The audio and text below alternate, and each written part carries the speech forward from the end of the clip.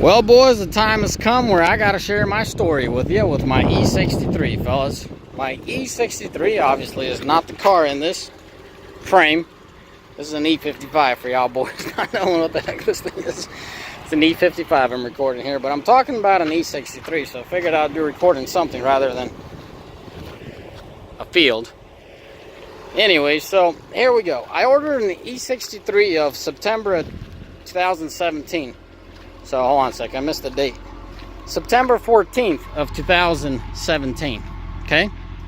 3 days after 9/11, I ordered me an E63. Prior to that day, me and my buddy went out for dinner. I don't know. Well, I should say the night before that. No, we did not have anything to drink. We had this long conversation on how it's time for us to upgrade from our cars and move on. You know, he had his car 5+ years, and you know, I'm wrapping up 5 years, and we need to move on. So we decided that night, or should I say bright and early morning, when we wrapped up the conversation, I said, well, bro, I'm going to go get a few hours of sleep, do my daily due diligence, my daily chores, or whatever you want to call me, or call whatever I do all day. And after that, 5 o'clock, I'll meet you at Mercedes Benz of Spokane. All right, here's the deal. About 3 o'clock, I get a text message from my buddy saying, hey, we still on? I'm like, oh, yes, we are. So this is September 14th, 2017. We go in and we put an order on my car. So keep it simple. Decked out to the gills, black E63, okay? That's what I ordered. Minus the ceramic brakes. I just didn't want to deal with the ceramic brakes. I was thinking of buying the car for the long shot, so whatever. I just didn't want ceramic brake. I wasn't going to track it or anything, so that's where the ceramics shine, and I didn't feel the need of having it. So that's it. Check everything off besides that. And off I go. You know, Paul's super excited that, you know, he's been told best case scenario December.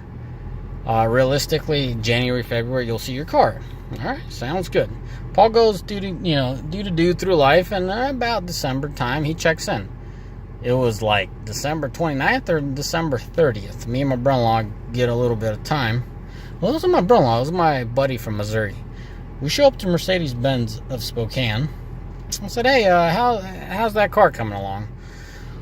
Well, Paul, looks like they'll put it in production last week of February.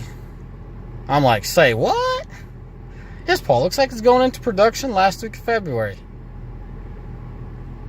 I was dumbfounded. I didn't know what to say, because the guy that I initially put the order in is no longer there. And when I put in the order, it was one company, and then like not even 2 weeks later, the company got bought out. So I had nothing good to say, and my mama taught me, well, that means I don't say anything at all. I said, okay, sounds good. I walk out, right? It was like New Year's Eve, pretty much, simply put. So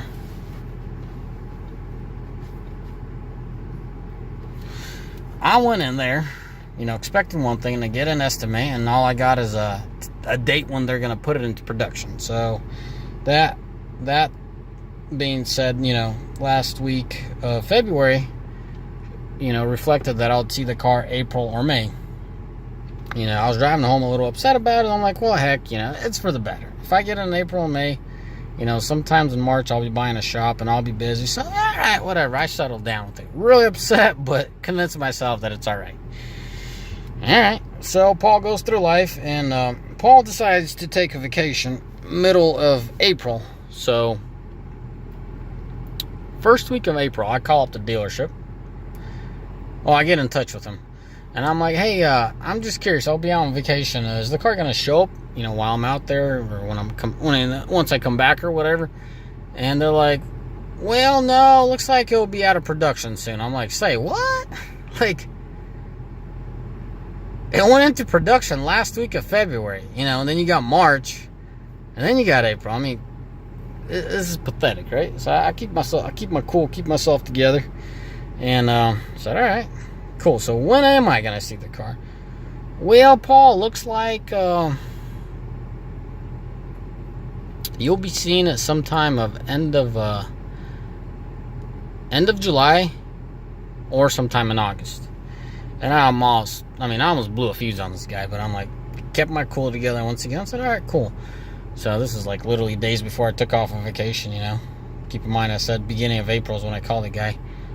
I think on the second week of April I took off for my 2-week vacation. While I was on vacation, meaning driving out there, I was talking to my wife. I'm like, honey, these guys are really pushing me. I'm thinking of canceling this order. So by the time I'm done with this vacation, I'm going to make up my mind. So sure as heck, you know, throughout the vacation, I'm like, man, they pushed me here, they pushed me there, they pushed me around. And I mean, some of my buddies are already like, yo, dude, you got to bounce, man. You got to move on and go find something else. And I'm like, dude, I can't find anything. I could find it about halfway to what I wanted, but I need a solid 3/4 of what I wanted in a vehicle to pull the trigger on it, meaning that cars that are already produced, I mean, they're on the lot sitting there. You know, paying so much money for an E63 AMG that sinks harder than a rock in the ocean in value, depreciates. It makes no logical sense to me. Why would one ever want to just throw money at it and not get what they want? So I was stickler of it. So I told myself either I buy this car or no car, meaning, you know, this E63 or no E63. So I'm coming back from my vacation. You know, this is end of April, and I'm like, honey, I'm gonna come home and call it quits. Call up these guys and tell them that I'm done with this. So, you know, as usual, them yanking my chain, I figured, you know, I'll call them, ask them what's the update, and then I was expecting something prolonged date or another date. So, and I'd be like, on that term, you know, on that basis, I'm done. I'm out. You know, this is ridiculous. Well, guess what? I call them to cancel, and they're like, well, actually, no, Paul, the car's en route. It's on sea. You know, it's on the ship out on sea, and this is like end of April. I'm like, what do you mean it's out on sea? He's like, yeah, you know, Paul, it's just an estimate, but you should be seeing your car within 2 weeks. I'm like, what? So anyways, he's like, do you want to ask anything else? I'm like, nope, I'm good. So I sat there and I stumbled upon it and said, well, heck with it, I'll let this one slide. All right, I could wait another week or two.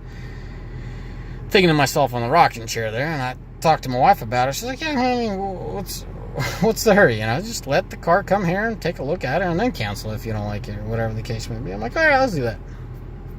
So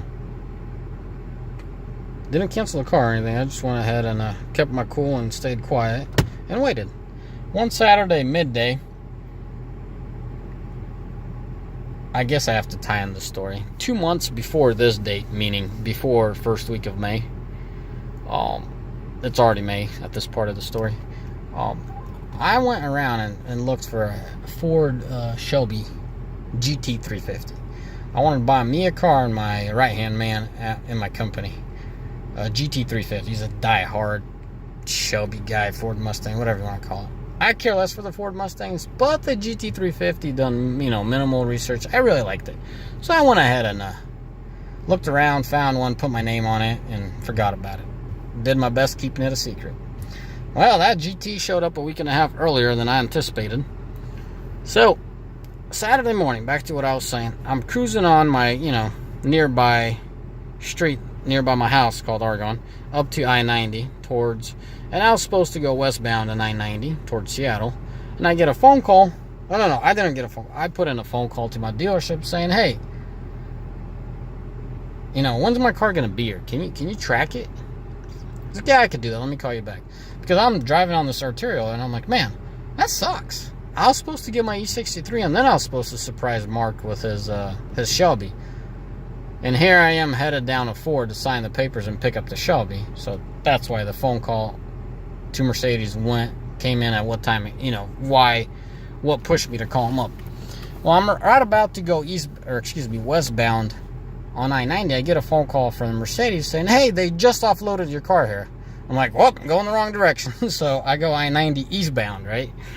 I'm super excited, and I call up my wife. My wife's literally like a few days after labor because we had our beautiful third child named Isaac.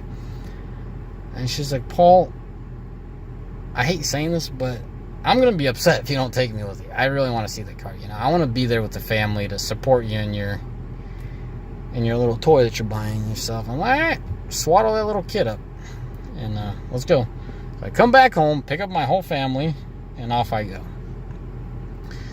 I go to Mercedes Benz in Spokane. Okay, I come in, I walk in, super excited. My little boy, my oldest boy, decides to come with me, and we're looking for that E63 everywhere. And then we spot an E63, but it's a wagon inside the service bay. And I find one of the sales guys, and by this time everybody knows me who the frick I am out there, because my buddy works in the service department. Great fella. And then his buddy works in the parts department, so those guys know that I ordered an E63, and more or less half the crew knows me there. And I'm like, so he points me to that E63. I'm like, wow, that's pretty cool. This is exactly what I ordered, but it's a wagon. I ordered a sedan. And he's like, no, Paul, this is your car. And I'm like, that's a funny joke, but that is pretty cool. Same wheel, same spec, everything, but a wagon. I'm like, I ordered a sedan. He's like, I don't know. Let me get you your sales guy. So he gets the sales guy in there, and he's like, Paul, this is your car. This is what you ordered. I'm like, no, this is not what I ordered. He's like, we sat down and ordered the car with you. I'm like, no, we sat down and reordered the car, went through everything, because, as I said, after I put in my initial order, a week or two later, I got bought out by another company, so they redid the order. Whatever the deal was, it was pretty pathetic. But the only changes that I made from the first time to the second time of reordering is I was teetering between the color charcoal, I call it charcoal, and black. So I went from black to charcoal, and I could care less which one I got. But at that moment, I thought the charcoal one looks a little better. There's a name for it. Something gray. Selenite something gray, but it's not the flat matte, it's the shiny one. And I mean, so imagine this whole road, right? All this commotion and all these emotions that I went through and whatnot. Okay, I'll quit just pointing this thing as what's point. And this guy is like serious, and I'm serious because I never ordered this, right? And I told him, hey, give me 5 minutes. Just give me 5 minutes. So I literally walked it off. I literally walked away, gave it some good thought. Awesome car, everything. The only thing that was missing is the sound system. I ordered the 3D deal. Even in the paperwork says 3D, but for some reason that station wagon was missing. And somewhere, somehow, he's like, you ordered a station wagon. I'm like, where in the freaking paperwork does it show station? Nowhere does it show station wagon, yada, yada. So, yeah. Station wagon could be a cooler car, is a cooler car, was a cooler, I don't care. It's just not my car. That's all it comes down to. So I said I ain't buying that car. End of story. A lot of headache, a lot of emotions, a lot of excitement, and then a lot of disappointment. Throughout this process, I ended up buying another shop. This shop's taken a lot more of my time than I thought it would, because I have another shop. All I did is I transferred from one shop to another.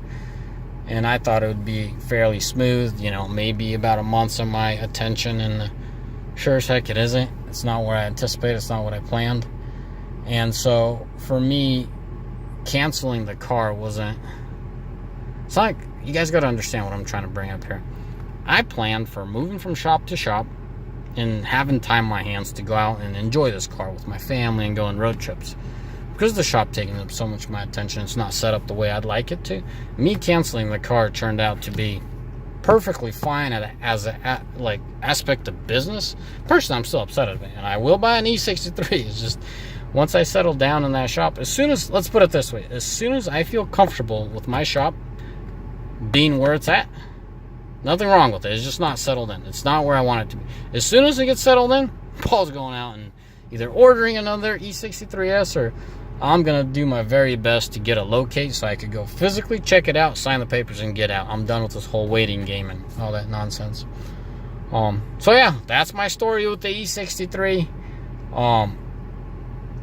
Sadly, in the video I mentioned with dealership, I probably should have kept it to myself. Sales, I don't know, man. I'll just skip sales. Service, good crew out there. Parts, decent guys out there.